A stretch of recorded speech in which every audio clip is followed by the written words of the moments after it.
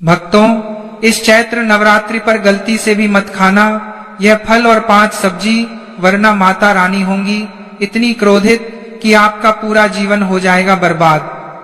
19 मार्च 2026 से हो जाएं सावधान।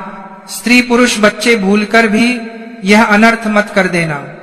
भक्तों, ध्यान से सुनिए और मन में उतार लीजिए, क्योंकि आज जो बात मैं आपको बताने जा रहा हूं वह साधारण नहीं है। यह चेतावनी है, यह संकेत है और यह भविष्य का आईना है। आने वाली चैत्र नवरात्रि 2026 केवल एक पर्व नहीं है, बल्कि यह वह 9 रातें हैं जब मनुष्य के भाग्य की दिशा बदलने की शक्ति स्वयं जगत जननी मां जगदम्बा के हाथों में होती है। अगर इन पावन 9 दिनों में आपने अनजाने में भी अपने घर में कुछ ऐसी चीजें बना ली और इस दिन जो लोग नवरात्रि का व्रत फलहार वाला करते हैं तो यह फल खा लेते हैं जो शास्त्रों में वर्जित बताई गई है, तो समझ लीजिए कि आपने अपने ही हाथों से अपने सुख, शांति और समृद्धि पर ताला लगा दिया। माता की कृपा जहां बरसनी चाहिए थी वहां उनका प्रचंड रूप सक्रिय हो सकता है, और जब मां नवदुर्गा प्रसन्न होती हैं तो व्यक्ति के जीवन में ऐसी उलझनें शुरू होती हैं जिनका अंत दिखाई नहीं देता। लक्ष्मी उस घर से उल्टे पांव चली जाती है, क्योंकि जहां माता रानी क्रोधित होती हैं वहां दरिद्रता, भूत प्रेत और नकारात्मक शक्तियों का वास हो जाता है। इसलिए आज से ही अपने मन में यह तारीख लाल रंग से लिख लीजिए, 19 मार्च 2026। लेकिन भक्तों, तिथियां जानने से पहले आपके लिए यह जानना अत्यंत आवश्यक है कि आखिर सभी नवरात्रियों में चैत्र नवरात्रि का इतना विशेष महत्व क्यों है और इसकी कथा क्या है। हमारे शास्त्रों में मुख्य रूप से 4 नवरात्रि का वर्णन आता है, लेकिन चैत्र नवरात्रि का स्थान इन सब में सर्वोच्च माना गया है। पौराणिक कथाओं के अनुसार जब यह ब्रह्मांड अंधकार में डूबा हुआ था और सृष्टि का कोई स्वरूप नहीं था, तब परमपिता ब्रह्मा जी ने आदिशक्ति मां दुर्गा की घोर तपस्या की थी। माता ने प्रसन्न होकर अपनी दिव्य ऊर्जा से ब्रह्मा जी को सृष्टि निर्माण की शक्ति प्रदान की। शास्त्रों में वर्णित है कि जिस दिन ब्रह्मा जी ने इस ब्रह्मांड की रचना प्रारंभ की वह दिन कोई और नहीं बल्कि चैत्र मास के शुक्ल पक्ष की प्रतिपदा तिथि ही थी। इसीलिए चैत्र नवरात्रि केवल माता की पूजा का दिन नहीं है, बल्कि यह हमारे हिंदू नववर्ष का प्रथम दिन भी है। यह ब्रह्मांड के जन्म का उत्सव है। इस दिन माता दुर्गा का यह श्लोक जपना अत्यंत शुभ होता है। सर्व मंगल मांगल्ये शिवे सर्वार्थ साधिके शरण्ये त्र्यंबके गौरी नारायणी नमोस्तुते। हे नारायणी, तुम सब प्रकार का मंगल प्रदान करने वाली मंगलमयी हो, कल्याणदायिनी हो, सबके मनोरथों को सिद्ध करने वाली हो, तुम्हें मेरा बारंबार नमस्कार है। प्रिय भक्तों, बार चैत्र नवरात्रि की शुरुआत 19 मार्च 2026 से हो रही है और इसका समापन महानवमी व दशमी के साथ होगा। इस बार माता रानी किस सवारी पर आ रही हैं और किस सवारी से प्रस्थान कर रही हैं, यह जानना भी बहुत जरूरी है। शास्त्रों के अनुसार दिन के हिसाब से माता रानी की सवारी तय होती है। इस बार माता रानी पालकी पर सवार होकर आ रही हैं और उनका प्रस्थान गज हाथी पर होगा। हाथी पर विदाई अत्यंत शुभ मानी जाती है, जो यह दर्शाती है कि माता अपने साथ सारे कष्ट ले जाएंगी और धरती पर उत्तम वर्षा और धन धान्य की वर्षा करेंगी। ग्रहों की ऐसी विशेष स्थिति बन रही है जो सैकड़ों वर्षों में कभी कभी ही बनती है। इन 9 दिनों में पृथ्वी पर सकारात्मक और नकारात्मक शक्तियां दोनों अपने चरम पर होंगी। ऐसे में मनुष्य का हर कर्म, हर विचार और हर निवाला कई गुना प्रभाव डालता है। यह मत सोचिए कि केवल कलश स्थापना कर देने या मंदिर जाकर ज्योत जला देने से सब कुछ ठीक हो जाएगा। पूजा भी फल देती है जब जीवन की हर छोटी प्रक्रिया शुद्ध हो, और उसमें सबसे महत्वपूर्ण है भोजन। शास्त्र कहते हैं कि जैसा अन्न वैसा मन और जैसा मन वैसा भाग्य। नवरात्रि के 9 दिनों में यह सिद्धांत नियम बन जाता है। उस समय आदि शक्ति का तत्व वातावरण में व्याप्त रहता है। माता रानी सात्विकता की देवी हैं, उन्हें सात्विकता प्रिय है। अगर उन 9 दिनों में आपके घर की रसोई में तामसिकता प्रवेश कर गई तो वह दिव्य ऊर्जा आपके घर की दहलीज से ही लौट जाती है। बाहर से भले सब कुछ ठीक दिखे, लेकिन भीतर से जीवन खोखला होने लगता है। अचानक खर्च बढ़ने लगते हैं, बिना वजह नुकसान होने लगता है, घर में कलह बढ़ती है और मनुष्य समझ ही नहीं पाता कि आखिर गड़बड़ कहाँ हो रही है। अब प्रश्न उठता है कि आखिर ऐसी कौन सी चीजें हैं जो देखने में तो साधारण सब्जियां लगती हैं, लेकिन नवरात्रि के 9 दिनों में जहर के समान प्रभाव डालती हैं। आयुर्वेद और प्राचीन ग्रंथों के अनुसार कुछ खाद्य पदार्थ ऐसे होते हैं जिनमें तामसिक गुण अत्यधिक होते हैं। यह पदार्थ मन में आलस्य, क्रोध, वासना और नकारात्मकता बढ़ाते हैं। नवरात्रि के दौरान इनका सेवन करना ऐसा ही है जैसे आप स्वयं अपने हाथों से अपने भाग्य के दीपक को बुझा दें। और सबसे चौंकाने वाली बात यह है कि इन 5 सब्जियों में से एक सब्जी ऐसी है जो लगभग हर भारतीय घर में रोज बनती है। लोग उसे साधारण समझते हैं, लेकिन नवरात्रि में वही सबसे बड़ी भूल बन सकती है। यही कारण है कि कई लोग पूजा भी करते हैं, 9 दिन का व्रत भी रखते हैं, फिर भी जीवन में लगातार संघर्ष झेलते रहते हैं, क्योंकि अनजाने में उनसे वह गलती हो जाती है जिसका दुष्प्रभाव तुरंत नहीं बल्कि धीरे धीरे सामने आता है। याद रखिए, नवरात्रि केवल उपवास का दिन नहीं है, यह आत्मशुद्धि का दिन है। यह अपने खान पान, विचार और कर्म को सात्विक बनाने का दिन है। उन 9 रातों में आप जो भी बनाते हैं, जो भी खाते हैं, वह सीधे आपके भाग्य खाते में दर्ज हो जाता है। इसलिए लापरवाही मत कीजिए, क्योंकि बात सिर्फ स्वाद की नहीं है। बात आपके घर की सुख, शांति, आपकी आर्थिक स्थिति और आपके आने वाले कल की है। आगे मैं आपको विस्तार से बताने वाला हूँ कि वे कौन सी 5 सब्जियां हैं जिन्हें इन 9 दिनों में भूलकर भी रसोई में नहीं लाना चाहिए। ध्यान से सुनते रहिए, क्योंकि यह जानकारी आपको और आपके परिवार को बड़े संकट से बचा सकती है। उससे पहले हम यह जानते हैं कि जो लोग नवरात्रि के दिन फलाहार करते हैं, इस दिन कौन से फल खाना हमारे शास्त्रों में वर्जित बताया गया है। तो चलिए शुरू करते हैं। देवी भागवत पुराण में स्पष्ट लिखा हुआ है कि नवरात्रि के 9 दिनों में ऐसे किसी भी फल या आहार का सेवन नहीं करना चाहिए जिसमें बीज हो, भारीपन हो या तामसिक गुण अधिक हो, क्योंकि इन पावन रातों में देवी तत्व पृथ्वी पर सक्रिय रहता है और माता सात्विकता की देवी है। जिन फलों में अधिक बीज होते हैं वे रजस और तमस गुण को बढ़ाते हैं। यह मन को चंचल बनाते हैं, विचारों में अस्थिरता लाते हैं और साधना में बाधा डालते हैं।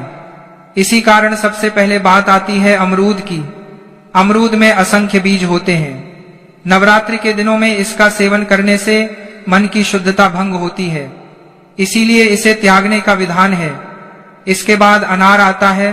अनार देखने में जितना सुंदर लगता है, भीतर उतने ही अधिक बीज होते हैं। शास्त्रों की दृष्टि में यह भी वर्जित फल माना गया है। पपीता, तरबूज और खरबूजा, इन तीनों फलों में भी बीजों की अधिकता होती है, इसलिए नवरात्रि के 9 दिनों में इनका सेवन नहीं करना चाहिए। इसलिए नवरात्रि के दौरान सबसे उत्तम आहार वही माना गया है जो हल्का, सात्विक और सरल हो, जैसे केला, सेब, नाशपाती, शकरकंद, सिंघाड़ा, साबूदाना, दूध और दूध से बनी सात्विक चीजें। याद रखिए, यह नियम डराने के लिए नहीं बनाए गए हैं, बल्कि भक्त की रक्षा के लिए बनाए गए हैं। जिस दिन पूरा ब्रह्मांड देवीमय होता है, उस दिन अगर हमारा आहार भी सात्विक हो जाए तो जीवन अपने आप सुखमय होने लगता है। और जब जीवन सात्विक होता है तब दुख, दरिद्रता और बाधाएं स्वयं रास्ता छोड़ देती हैं। इसलिए इस चैत्र नवरात्रि संकल्प लीजिए कि आप अपने आहार को शुद्ध रखेंगे, वर्जित फलों से दूर रहेंगे और पूरे श्रद्धा भाव से माँ जगदम्बा की आराधना करेंगे। माता रानी अवश्य प्रसन्न होंगी और आपके जीवन में सुख, शांति और समृद्धि की वर्षा करेंगी। एक छोटा सा मंत्र भी माता को प्रसन्न करने के लिए जरूर जपें। ओम ऐ ह्रीं क्लीं चामुंडाय विच्चे। अब चलिए भक्तों, अब हम यह जानते हैं कि नवरात्रि के 9 दिनों में कौन सी 5 सब्जियां हमारे शास्त्रों में वर्जित बताई गई हैं, जो कि ना खानी चाहिए और ना ही बनानी चाहिए। पहली सब्जी की जिसे देखकर शायद आपको यकीन ना हो, लेकिन शास्त्रों में इसे नवरात्रि के दिनों में घर के भीतर लाना तक वर्जित बताया गया है, वह सब्जी है बैंगन। जी हाँ, आपको आश्चर्य हो सकता है, लेकिन बैंगन को लेकर हमारे सनातन ग्रंथों में अत्यंत कठोर नियम बताए गए हैं। किसी भी विशेष पर्व तिथि या नवरात्रि के दिन तो इसे स्पर्श करना भी दोषपूर्ण बताया गया है। अब प्रश्न यह उठता है कि ऐसा क्यों कहा गया है। इसके पीछे केवल आस्था नहीं बल्कि गहरे आध्यात्मिक और व्यवहारिक कारण छिपे हुए हैं। आध्यात्मिक दृष्टि से बैंगन को तामसिक प्रवृत्ति की सब्जी माना गया है। प्राचीन मान्यताओं के अनुसार इसमें अत्यधिक मात्रा में बीज होते हैं और जहां बीजों की संख्या अधिक होती है वहां मन की चंचलता भी बढ़ती है। यह मन में वासना, उत्तेजना और अस्थिरता को जन्म देता है। नवरात्रि वह समय है जब साधक को अपने भीतर पूर्ण संयम स्थापित करना होता है। यह साधना, तपस्या और आत्मचिंतन के 9 दिन हैं। इस समय मन को स्थिर और शांत रखना अत्यंत आवश्यक है ताकि साधक देवी तत्व से जुड़ सके। यदि इन पावन दिनों में बैंगन की सब्जी, भरता या कोई भी व्यंजन बनाया जाए तो यह माना जाता है कि घर के सदस्यों के स्वभाव में उग्रता आने लगती है। छोटी छोटी बातों पर क्रोध, तकरार और कलह बढ़ने लगता है। जहां अशांति होती है वहां लक्ष्मी का वास नहीं होता। धीरे धीरे घर की सुख समृद्धि प्रभावित होने लगती है और मानसिक तनाव बढ़ता चला जाता है। वैज्ञानिक दृष्टि से भी सावधानी बताई गई है। नवरात्रि के 9 दिनों में ग्रहण किया गया भोजन सीधे शरीर और मन दोनों को प्रभावित करता है। यदि अनजाने में भी अशुद्ध या दूषित भोजन हो जाए तो व्रत और पूजा का संपूर्ण फल नष्ट हो सकता है। इसलिए संकल्प लें कि इन 9 दिनों में बाजार जाते समय बैंगन की ओर देखेंगे भी नहीं। अब बात करते हैं दूसरी सब्जी की, जिसे कई ग्रंथों में बैंगन से भी अधिक हानिकारक बताया गया है। यह सब्जी राहु के प्रभाव से जुड़ी मानी जाती है और साधना में बाधा उत्पन्न कर सकती है। यह सब्जी है मूली। सुनकर आपको आश्चर्य हो सकता है क्योंकि मूली को तो सामान्यतः स्वास्थ्यवर्धक माना जाता है, लेकिन यहाँ विषय केवल स्वास्थ्य का नहीं बल्कि ऊर्जा और वातावरण का है। मूली तीव्र गंध वाली सब्जी मानी जाती है। शास्त्रों में कहा गया है कि जिस भोजन में अत्यधिक तीखी गंध हो वह तामसिक और राक्षसी प्रवृत्ति का होता है। नवरात्रि की रातों में सूक्ष्म जगत में अनेक प्रकार की सकारात्मक शक्तियां सक्रिय रहती हैं। जब घर में मूली काटी या पकाई जाती है तो उसकी गंध पूरे वातावरण में फैल जाती है और यह गंध सकारात्मक ऊर्जा को कमजोर कर देती है। घर का वातावरण भारी और अशांत हो जाता है। शास्त्रों के अनुसार माता को शीतल प्रकृति वाली वस्तुएं प्रिय हैं। मूल्य की तासीर उग्र मानी जाती है। यदि इन 9 दिन में मूली की सब्जी, मूली के पराठे या सलाद बनाया जाए तो इसे रोगों को आमंत्रण देने जैसा माना गया है। ऐसा भी कहा गया है कि इस दिन मूली खाने से बुद्धि भ्रमित हो सकती है और व्यक्ति ऐसे निर्णय ले सकता है जिनका पछतावा उसे लंबे समय तक करना पड़ता है। सोचिए, क्या आप चाहेंगे कि आपकी एक छोटी सी भूल आपके पूरे वर्ष की मेहनत पर पानी फेर दे? बिल्कुल नहीं। अब एक अत्यंत महत्वपूर्ण बात समझना आवश्यक है। बहुत से लोग यह मानते हैं कि हम व्रत नहीं रख रहे हैं इसलिए इन नियमों की आवश्यकता नहीं है। यह सोच पूरी तरह गलत है। चैत्र नवरात्रि का प्रभाव केवल व्रतधारी व्यक्ति तक सीमित नहीं होता बल्कि पूरे घर और पूरे वातावरण पर होता है। यदि इन 9 दिनों में आपके घर में रसोई चल रही है तो नियमों का पालन पूरे परिवार के लिए आवश्यक हो जाता है। घर का एक भी सदस्य नियम तोड़ दे तो उसका प्रभाव पूरे परिवार पर पड़ता है। अब आते हैं तीसरी और चौथी सबसे महत्वपूर्ण वस्तु पर, जिसके बिना बहुत से लोगों को भोजन अधूरा लगता है, लेकिन नवरात्रि के 9 दिनों में यही वस्तु दरिद्रता का कारण बन सकती है। वह है प्याज और लहसुन। अधिकतर लोग जानते हैं कि व्रत में प्याज लहसुन नहीं खाया जाता, लेकिन बहुत कम लोग यह जानते हैं कि शास्त्रों में नवरात्रि के दिन इनका घर में होना भी अशुभ माना गया है। प्याज और लहसुन की उत्पत्ति को लेकर कई कथाएं प्रचलित हैं। कहा जाता है कि असुरों के रक्त से प्याज और लहसुन की उत्पत्ति हुई।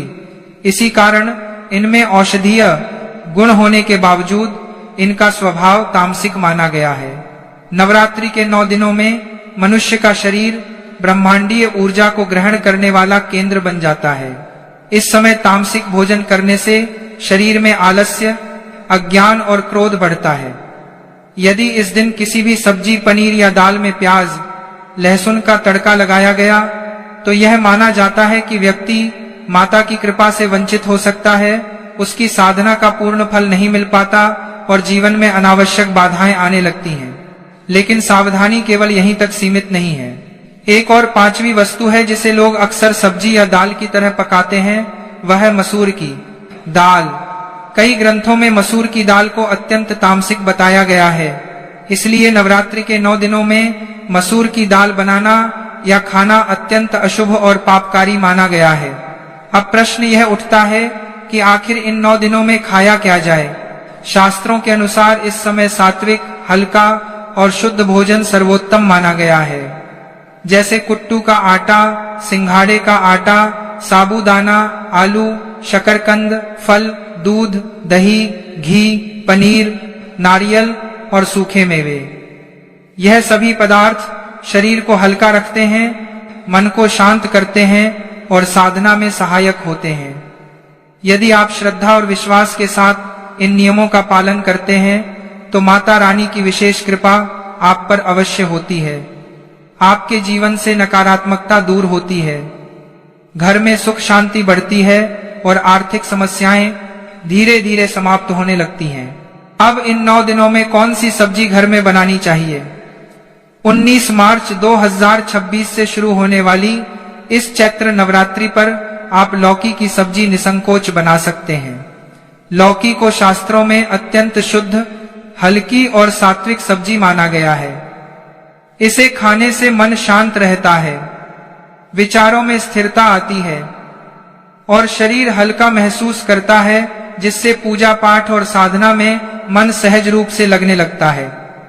इसके अतिरिक्त आप कच्चे केले की सब्जी, कद्दू की सब्जी या तुरई की सब्जी भी बना सकते हैं। यह सभी सब्जियां सात्विक श्रेणी में आती हैं और माता को प्रिय मानी गई हैं। इनका सेवन करने से शरीर में शीतलता बनी रहती है और मन भक्ति की ओर सहज रूप से आकर्षित होता है। अब एक बहुत महत्वपूर्ण बात ध्यान से सुनिए। अक्सर हम ऐसे नियमों को अंधविश्वास कहकर नजरअंदाज कर देते हैं। हम सोचते हैं कि भगवान तो केवल भाव के भूखे हैं, उन्हें खाने पीने से क्या फर्क पड़ता है। यह बात आंशिक रूप से सही है कि भगवान भाव देखते हैं, लेकिन यह भी उतना ही सत्य है कि जैसा अन्न होता है वैसा ही मन बनता है। यदि आपका भोजन ही अशुद्ध होगा तो आपका मन शुद्ध कैसे रह पाएगा, और जब मन ही अशुद्ध होगा तो उस मन से की गई पूजा का फल कैसे प्राप्त होगा। मार्च का यह समय आपके लिए एक दुर्लभ अवसर लेकर आता है। यह वह समय है जब आप अपने पुराने पापों और नकारात्मकताओं को पीछे छोड़कर जीवन की नई शुरुआत कर सकते हैं। कहा जाता है कि इन 9 दिनों में ब्रह्मांड के द्वार विशेष रूप से खुले रहते हैं। यदि आप थोड़ा सा संयम रख लें, अपनी इंद्रियों पर थोड़ा सा नियंत्रण कर लें और अपनी जीभ पर काबू पा लें, तो माता रानी आपकी झोली खुशियों से भर सकती हैं। कल्पना कीजिए उन दिव्य 9 रातों की, जब पूरा संसार माता की भक्ति में डूबा होगा। मंदिरों में घंटे और शंख की ध्वनि गूंज रही होगी, चारों ओर धूप, दीप और अगरबत्ती की सुगंध फैल रही होगी। आपके घर में भी सात्विक भोजन की सौम्य खुशबू आ रही होगी। जब आप शुद्ध मन और शुद्ध शरीर से मां जगदम्बा के सामने हाथ जोड़ेंगे तो वह दिव्य ऊर्जा सीधे आपके भीतर प्रवेश करेगी। आपको स्वयं अनुभव होगा कि कोई अदृश्य शक्ति आपकी रक्षा कर रही है। लेकिन जरा सोचिए, यदि उसी समय आपके घर में प्याज, लहसुन या बैंगन पकने की गंध आ रही हो तो वह पूरी सात्विकता भंग हो जाएगी। उन 9 रातों में जो नकारात्मक शक्तियां सक्रिय रहती हैं, वे ऐसे वातावरण की ओर जल्दी आकर्षित होती हैं। इसके बाद धीरे धीरे परेशानियों की शुरुआत हो सकती है, कभी बीमारी का रूप लेकर, कभी धन अटकने के रूप में, कभी बच्चों के पढ़ाई में मन न लगने के रूप में, और कभी पति पत्नी के बीच कलह के रूप में। यह सब उस की नकारात्मक ऊर्जा का परिणाम माना जाता है। इसीलिए मैं आपसे हाथ जोड़कर निवेदन करता हूं कि 19 मार्च 2026 से एक प्रयोग के तौर पर ही सही, लेकिन इन नियमों का पालन अवश्य करें।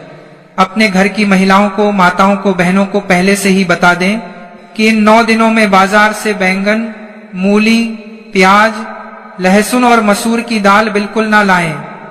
बेहतर होगा कि एक दिन पहले ही रसोई की अच्छी तरह सफाई कर लें और गंगा जल छिड़कर उसे पवित्र करें, क्योंकि रसोई घर ही पूरे घर का ऊर्जा केंद्र होता है। यदि रसोई शुद्ध है तो पूरा घर शुद्ध माना जाता है। जानकारी को साझा करने का उद्देश्य आपको डराना नहीं है, बल्कि आपको जागरूक करना है। हमारे पश्चिम मुनियों ने जो नियम बनाए थे, उनके पीछे गहरा ज्ञान और विज्ञान छिपा हुआ है। वे जानते थे कि ग्रहों की चाल का हमारे शरीर और मन पर क्या प्रभाव पड़ता है। वे यह भी जानते थे कि कौन सा भोजन किस दिन हमारे लिए अमृत बन सकता है और कौन सा विष का।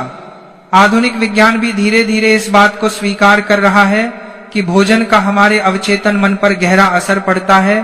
तो क्या आप यह संकल्प लेते हैं कि इस चैत्र नवरात्रि आप अपने घर में इन 5 मुख्य निषिद्ध चीजों को प्रवेश नहीं करने देंगे?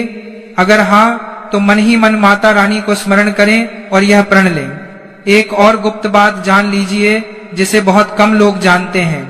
नवरात्रि के दिनों में नमक का प्रयोग भी यथासंभव कम करना चाहिए।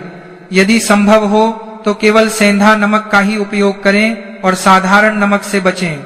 इससे शरीर में जल तत्व का संतुलन बना रहता है और आप अधिक समय तक ध्यान और साधना में बैठ सकते हैं। याद रखिए, 19 मार्च 2026 से शुरू होने वाले ये 9 दिन आपकी किस्मत बदल सकते हैं। बस आवश्यकता है थोड़ी सी सावधानी, थोड़े से संयम और सच्ची श्रद्धा की। माता रानी बहुत दयालु हैं। वे एक सच्ची श्रद्धा प्रार्थना से भी प्रसन्न हो जाती हैं, लेकिन वे महिषासुरमर्दिनी भी हैं। यदि हम जानबूझकर नियमों का उल्लंघन करते हैं तो उसके परिणाम भी हमें भोगने पड़ सकते हैं। कंगाली और दरिद्रता को अपने घर का मेहमान मत बनने दीजिए। अपने घर को मंदिर बनाइए, सात्विक भोजन पकाइए और फिर देखिए कि कैसे माता की कृपा आपके पूरे परिवार पर बरसती है। अंत में एक बार फिर दोहरा देता हूँ, बैंगन नहीं, मूली नहीं, प्याज, लहसुन नहीं और मसूर की दाल नहीं। इन चीजों को उन 9 दिनों तक अपनी थाली और अपनी रसोई से दूर रखें। और अंत में आपसे विनती है कि आप इस जानकारी को ज्यादा से ज्यादा शेयर करिए अपने परिवारजनों के साथ, ताकि और लोगों का भी भला हो सके। जो व्यक्ति इन नियमों का पालन करते हुए अपनी जीभ पर काबू पाकर शुद्ध मन से माता की आराधना करता है, उसके जीवन के हर पापों से मिलेगी मुक्ति और माता रानी उसकी झोली खुशियों से भर देंगे। भक्तों, चैत्र नवरात्रि 2026 में अपने घर में सुख, समृद्धि और खुशहाली लाने के लिए कुछ विशेष और शुभ वस्तुएं घर लाना अत्यंत फलदायी माना गया है। इस दौरान चांदी का सिक्का जिस पर गणेश जी या मां लक्ष्मी की प्रतिमा बनी हो, उसे घर के मंदिर में स्थापित करने से धन की वृद्धि होती है। इसके अलावा श्रृंगार का सामान जैसे चूड़ी, बिंदी, सिंदूर और मेहंदी लाकर मां दुर्गा को अर्पित करने से सौभाग्य में वृद्धि होती है और वैवाहिक जीवन सुखी रहता है। मां लक्ष्मी को कमल का फूल बेहद प्रिय है, इसलिए पूजा में कमल का फूल अवश्य शामिल करें। घर में सकारात्मक ऊर्जा के लिए तुलसी का नया पौधा, शंखपुष्पी, हर श्रृंगार, बरगद या केले का पौधा लाना बहुत ही शुभ होता है। इस पावन पर्व पर नवग्रह यंत्र, मुख्य द्वार के लिए स्वास्तिक, धातु की मूर्ति, केसरिया रंग की ध्वजा, मिट्टी का घरौंदा और शुद्ध गाय का घी घर लाने से घर की सभी परेशानियां दूर होती हैं और माता रानी का असीम आशीर्वाद प्राप्त होता है। इसके साथ ही यदि आप इस नवरात्रि में गोमती चक्र, दक्षिणावर्ती शंख या श्री यंत्र खरीदकर माता के चरणों में रखकर उनकी विधि विधान से पूजा करते हैं तो आपके घर में साक्षात माता लक्ष्मी का स्थायी वास हो जाता है। यदि आप कोई नई प्रॉपर्टी, वाहन या नए वस्त्र और आभूषण खरीदने की सोच रहे हैं तो चैत्र नवरात्रि का यह शुभ समय इसके लिए सर्वश्रेष्ठ माना गया है। भक्तों, इसके साथ ही चैत्र नवरात्रि में किए जाने वाले कुछ नए और अचूक उपाय भी शास्त्रों में बताए गए हैं, जिन्हें करने से जीवन के हर पापों से मिलेगी मुक्ति और सारी मनोकामनाएं पूर्ण होंगी। यदि धन की अत्यंत समस्या है और कर्ज बढ़ता जा रहा है तो नवरात्रि के किसी भी दिन पीले कपड़े में 11 गोमती चक्र बांधकर माता रानी को अर्पित करें और नवमी के दिन उसे अपनी तिजोरी में रख लें। इससे धन का प्रवाह तेजी से बढ़ने लगता है। घर से हर प्रकार की नकारात्मक ऊर्जा और बुरी नजर को दूर करने के लिए पीली सरसों का उपाय बहुत ही कारगर है। नवरात्रि की शाम को माता के सामने घी का दीपक जलाएं और उसमें थोड़ी सी पीली सरसों डाल दें। इसके बाद पूरे घर में इस दीपक का प्रकाश दिखाएं। शीघ्र रोजगार प्राप्ति के लिए 27 पान के पत्तों की माला लाल धागे में बनाकर देवी को अर्पित करें और मन्नत पूरी होने पर उसे जल में प्रवाहित कर दें। खराब ग्रह दशाओं से छुटकारा पाने के लिए एक पानी वाले नारियल को अपनी गोद में रखकर देवी के समक्ष विशेष मंत्रों का जाप करें। अपनी उम्र के बराबर लौंग को काले धागे में बांधकर देवी को अर्पित करने से विशेष मनोकामनाएं पूरी होती हैं और चांदी की लौंग अर्पित करने से तंत्र मंत्र की बाधाएं कट जाती हैं। शीघ्र विवाह के लिए एक संपूर्ण सुपारी के चारों तरफ सिंदूर लगाकर उसे पीले कपड़े में देवी को अर्पित करें। इसके अतिरिक्त माता को प्रसन्न करने के लिए एक लाल चुनरी में बताशे, लौंग, इलायची और सिक्के रखकर माता के चरणों में अर्पित करें। इससे सुहाग की उम्र लंबी होती है और परिवार में खुशहाली आती है। भक्तों, नवरात्रि के इन पावन दिनों में भोजन का भी बहुत महत्व है, क्योंकि सात्विक आहार ही शुद्ध विचार उत्पन्न करता है। इन पावन दिनों में सात्विक और शुद्ध भोजन जैसे लौकी, कच्चे केले, सीताफल, कद्दू की सब्जी, कुट्टू का आटा, सिंघाड़े का आटा, साबूदाना, दूध, दही, घी और मखाने का सेवन सर्वोत्तम है। फलों में केला, सेब, संतरा, नाशपाती, अंगूर और किशमिश अवश्य खाएं, क्योंकि अंगूर में साक्षात माता लक्ष्मी का आशीर्वाद विद्यमान होता है और जो इसे खाता है उसके जीवन में कभी धन की कमी नहीं होती। माता रानी को गन्ने का भोग लगाएं और यदि गन्ना ना मिले तो गुड़ और चने की दाल अर्पित करें। 5 रंग की मिठाइयां और मखाने की खीर बनाकर माता को भोग लगाने से और कन्याओं को खिलाने से घर में धन धान्य के भंडार भरे रहते हैं। कन्या पूजन के समय इस बात का विशेष ध्यान रखें कि कन्याओं की उम्र 2 वर्ष से लेकर 10 वर्ष के बीच ही होनी चाहिए।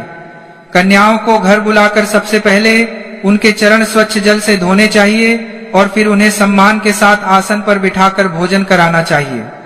भोजन के बाद अपनी सामर्थ्य के अनुसार उन्हें दक्षिणा और लाल वस्त्र या श्रृंगार का सामान उपहार में अवश्य दें।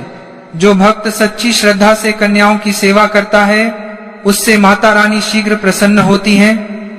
इसलिए संकल्प लें कि आप इन 9 दिनों में कोई भी गलती नहीं करेंगे और पूरे सात्विक भाव से मां जगदम्बा की पूजा करेंगे, जिससे आपके जीवन के हर पापों से मिलेगी मुक्ति और आपका घर हमेशा खुशियों से महकता रहेगा। कलश स्थापना से लेकर दशमी तिथि और कलश विसर्जन तक की पूरी जानकारी और कलश स्थापना की सटीक पूजा विधि क्या है, व्रत के दौरान किन नियमों का पालन आपको करना है और माता दुर्गा को प्रसन्न कैसे करना है, नवरात्रि के दिनों में किन चीजों को खाना है और कौन सी चीजें भूलकर भी आपको इन 9 दिनों में नहीं खानी है। साथ ही हम जानेंगे कि इन 9 दिनों में आपको किन कार्यों को जरूर करना चाहिए और कौन से ऐसे कार्य हैं जो आपको भूलकर भी नहीं करने चाहिए। इसलिए दोस्तों, इस वीडियो को शुरू से लेकर अंत तक बिना भगाए पूरा जरूर देखना। चैत्र माह की यह नवरात्रि, इसे समस्त दोषों को हरने वाली नवरात्रि बताया जाता है। शास्त्रीय मान्यता है कि जो भी व्यक्ति इन 9 दिनों में ब्रह्म मुहूर्त में उठकर माता की आराधना कर लेता है, उसे स्पर्श करने मात्र से वायु भी पवित्र हो जाती है। एवं व्रत के प्रभाव से ऐसे लोग 84 लाख योनियों में भटकने की जगह सीधे परम धाम को जाते हैं।